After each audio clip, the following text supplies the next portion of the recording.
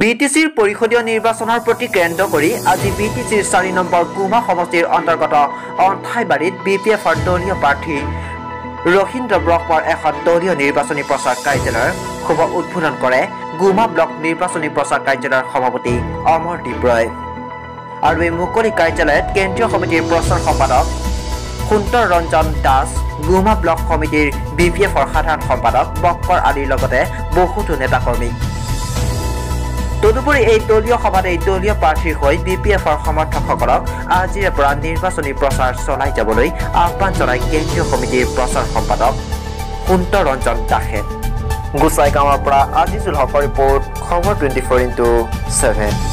নিৰ্বাচনী প্ৰচাৰ কাৰ্যালয় অন্থাইবাৰীত এইটো আমাৰ মুকলি হ'ল আৰু আমি বিপিএফ দলৰ পৰা আমি এইখিনিৰ কথা ক'ব পাৰোঁ। আগন্তুক বিটিচি নিৰ্বাচনত আমি এককভাৱে চৰকাৰ গঠন কৰিম আৰু আমাৰ প্ৰাৰ্থী ৰহিন্দ্ৰ ব্ৰহ্ম বিপুলভাৱে জয়ী হ'ব।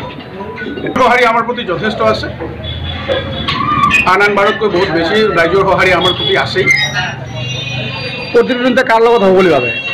প্ৰতিদ্বন্দ্বিতা গুমা সমষ্টিত ৰহিন্দ্ৰ ব্ৰহ্মৰ তেনেকুৱা হ'বলৈ দ্বিতীয় পজিশ্যন কোনোবা আছে বুলি আমি নাভাবোঁ। সংখ্যাটোতো আৰু একজেক্টলি ক'ব নোৱাৰিম, এতিয়াও ইলেকশ্যন হোৱা নাই আৰু ইলেকশ্যন হোৱাৰ পিছত এইটো আপোনালোকে গমেই পাব কিমান ডিফাৰেঞ্চত ৰহিন্দ্ৰ ব্ৰহ্ম আগবাঢ়ি যাব বা জিকি যাব। ঠিক আছে।